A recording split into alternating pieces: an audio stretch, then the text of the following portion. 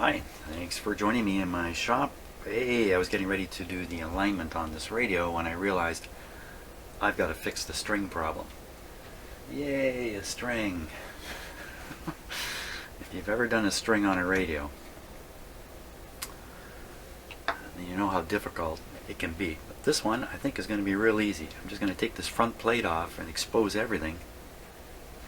And it should be very easy to do. Very easy to do. Let's say that one more time. Very easy to do.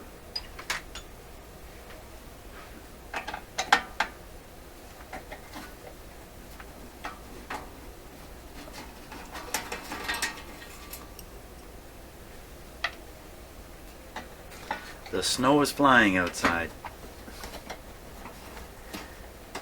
Going to get another 10 centimeters during the day. Believe it or not, rain for a short while in the evening, and then more snow after that. Boy, okay, now, wow, that makes things easy. Holy smokes. And some radios, you have to work on them with all this encumbering radio stuff, but not this one. Now look at what somebody did here. They put a string on here. This looks like an ordinary piece of string. They tied it with a pretty ordinary knot, just down here. But there's no tension spring in here. So how's this ever going to work? I mean, it's never going to maintain tension. But it may have worked well enough. You know, this is such a simple one. It's kind of direct driven from the knob here. There's not a lot of resistance. I put a little lubrication in here, so that's not bad. There's not a lot of resistance. It doesn't take much traction on the string to turn it. If there's more resistance here, then you've got to do a little more. The schematic doesn't give any hint on how to do the string, but I see a little tab here for catching a spring. Probably a spring, string. Now, we want this to go.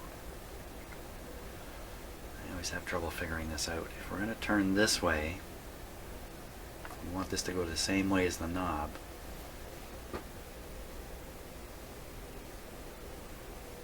Well, that's as easy as can be. Easy as can be.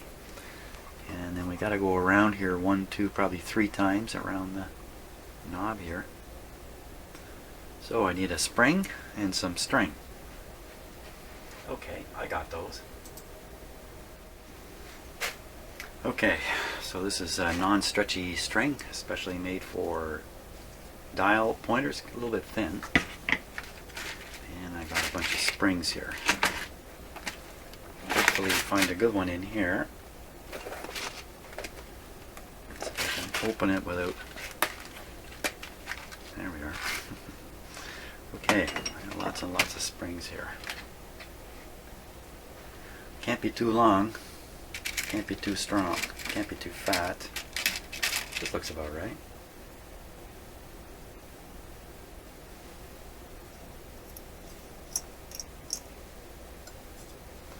And not a lot of room for stretching there. Just a little bit. Maybe a slightly shorter one.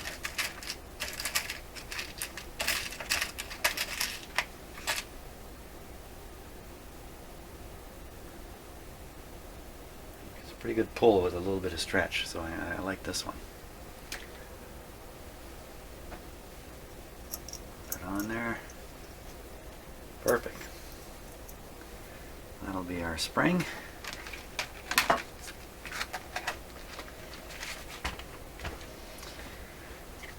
String.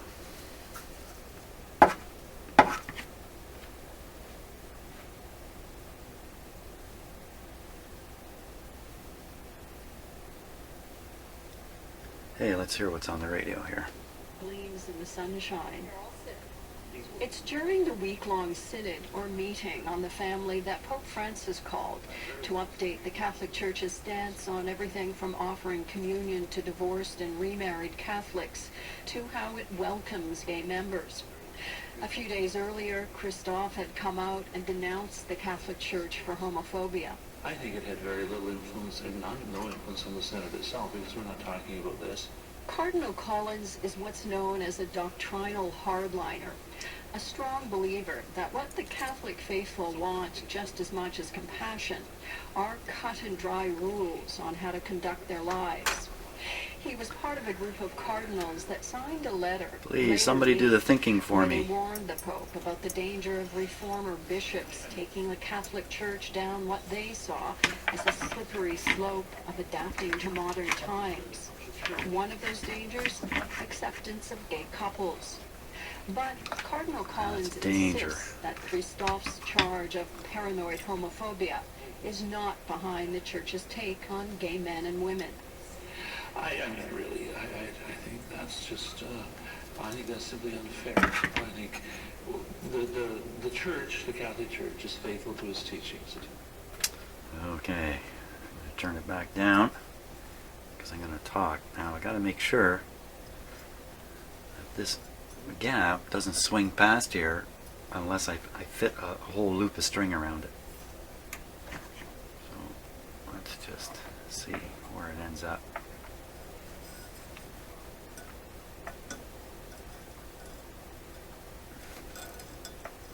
Passer's just about open there.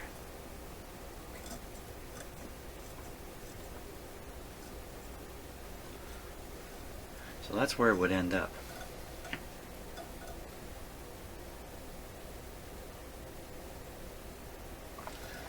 It would be a lot better to go around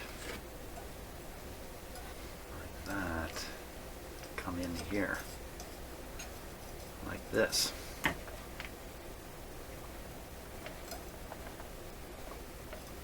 Okay, yeah, because definitely I got it to move a little further. This gap is showing up like that, but I think we're good now. Let's give it a test drive. That looks good. So there we are. You know, there's nowhere to tie the string off, so what that tells me is that it goes on the end of the spring also.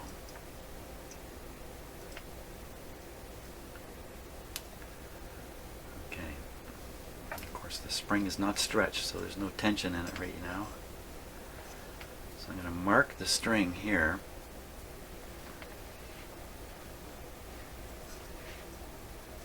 Notice I haven't cut it yet? I cut it at the last minute. I need a felt marker.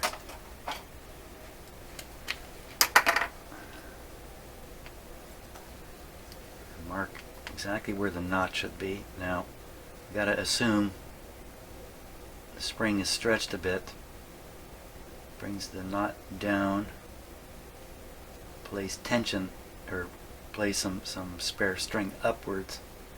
So the actual tie-off point is probably more like here. So make the knot go there. And again, it won't take much tension in this string. You put too much tension in, and you'll actually twist these things a little bit and get other problems going. So now I know how long the string is supposed to be. I can cut it. Just don't want to cut it early because I'm going to waste it. I'm going to cut it a little bit long so I have lots to work with to tie a knot. There we go.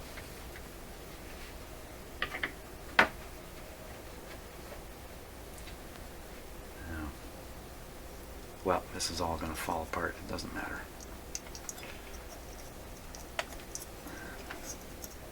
Take that off.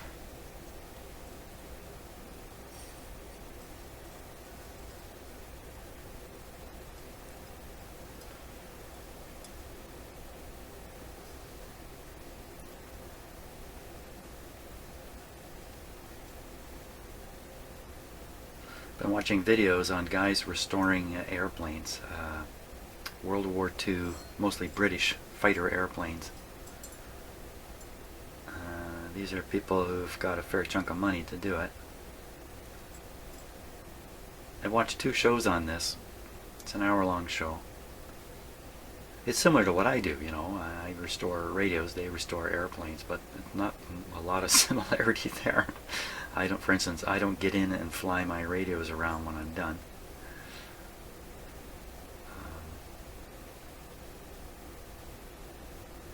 These guys commit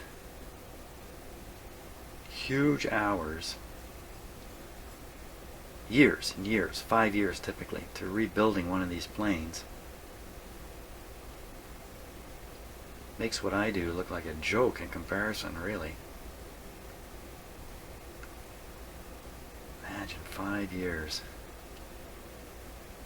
Commit yourself to a 5-year project. Most of them never done it before. It's the only first airplane they've taken on. Maybe they've done other things. Cars. They've usually done cars. They take on an airplane. Holy smokes. It's impressive.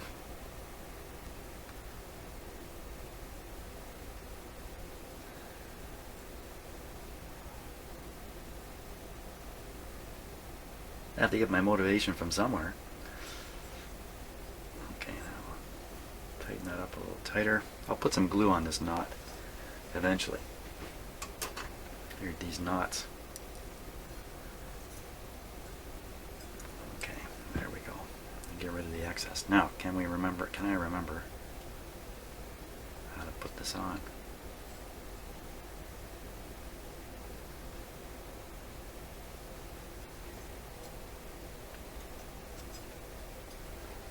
Wow, if this goes on, this will be the easiest string job I've ever done. This is the top one here.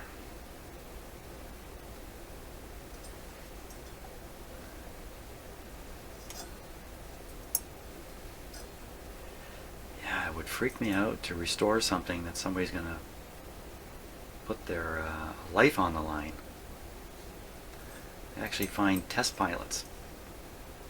People qualified.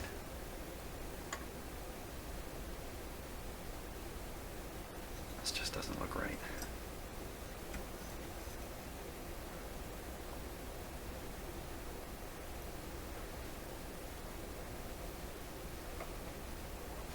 I think I have something backwards here.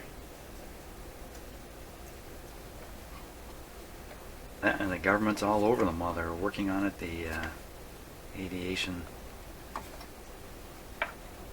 departments, if it's in the States or in Britain, these are in Britain. Keep a close eye on what somebody's doing.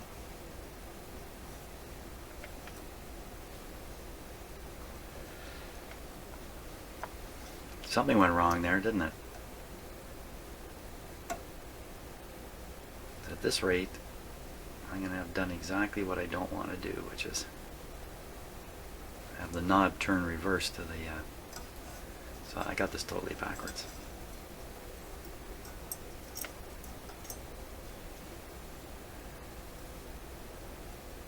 Let's try again.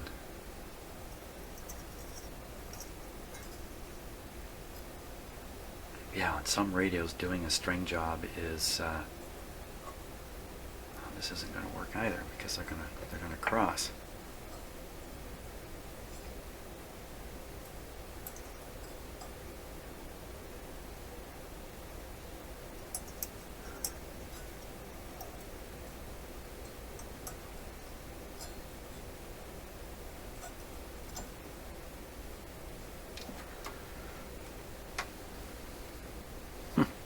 Still going to cross. What's going on here?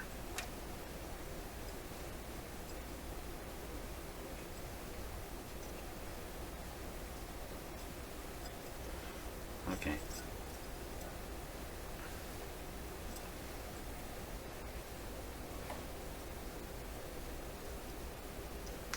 Once, twice.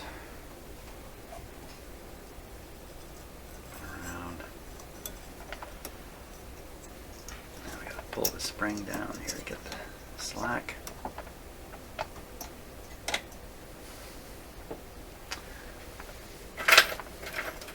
My good old pusher puller here.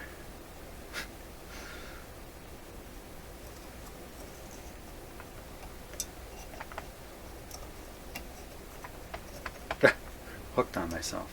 There we go.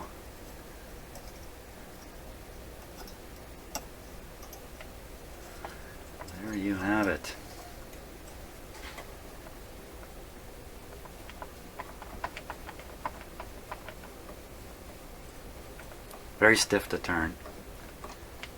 And I think it's because the pull of the string is binding up. This needs lubrication, that's what I want to say. Spit it out, Jen. I don't want to get any on the string here. I should have lubricated it beforehand. I should have dusted all this too. Duh.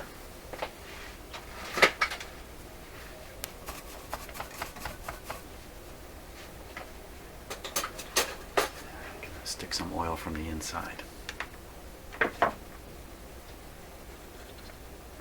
I got test leads connected for doing the alignment. They're probably going to come off. Well, it's time for me to talk about it. This is the scope lead. The scope lead is connected to the high end or signal end of the volume control, which is where I want to pick the scope signal off. I'm going to be using a sweep generator to do the alignment and a scope. So I want to lubricate back here. Okay.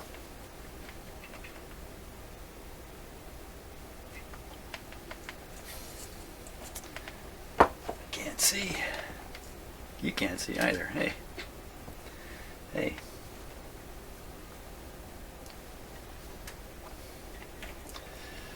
Getting in front of my own light here. Doesn't take much. Just a bitty bit.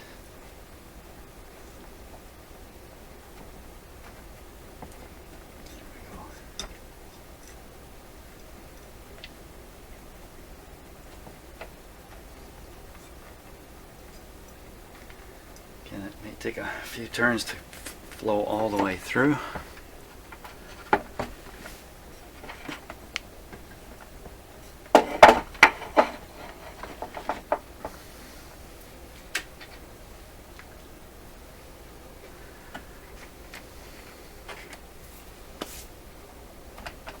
There we go. Oh yeah, it's loosening right up now. Yeah, so the binding was happening down in here. Now it's nice and loose. What was that? That's the string jumping down here in this track here, like just what it's supposed to do. Unless it doesn't double over on itself. The string doubles over. It can kind of knot itself down here, and then you can feel that when you're turning the knob on the radio. You can feel it kind of suddenly tighten up, and then it may pop like that and come loose again. If the string is overlapping itself, it will eventually cut itself or wear itself out. So this is good. This is okay. Excellent. String job without me losing my mind. Like I say, for those of you who have done this kind of stuff, you know exactly what I'm talking about. It's the kind of work where you don't need a third hand, you need a seventh hand sometimes to do these. And cut off the excess. Get a little bit of glue. Almost any glue is going to do it. You don't need much of anything. Oops. Not this. Use, I'm not advertising it, Gorilla Glue.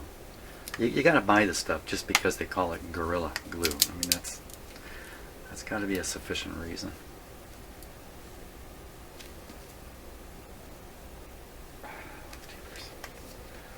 Everything's a problem.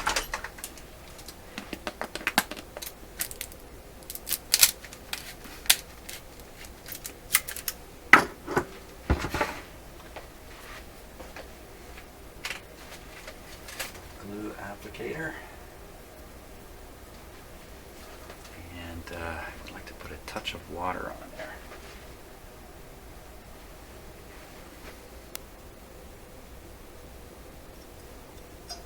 Okay, the glue.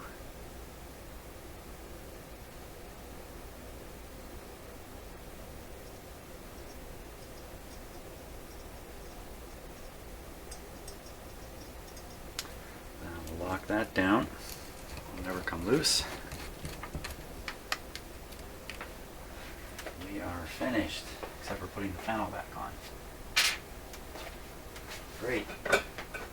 Yeah, there's no way I can align this radio without the without this string put in.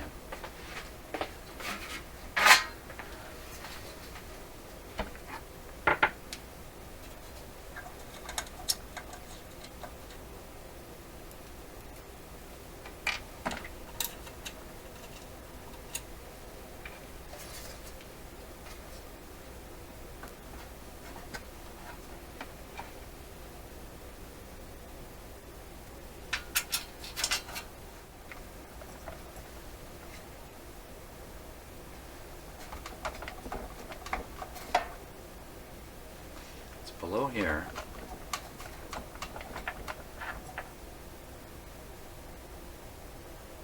So we're ready to do the alignment now. I don't think there's any question.